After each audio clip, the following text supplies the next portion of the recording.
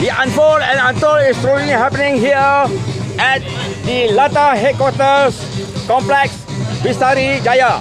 Raja Abdullah Arabi Sungai Besar Channel has got the special privilege, and it seems that almost 1,800 respective riders, varying all ages, all experiences, who came from all walks of life are here, and it seems that they came from the various states of Malaysia, Singapore, Thailand, Australia, Taiwan, Japan, and we do have from the Norway, and last but not least from Australia.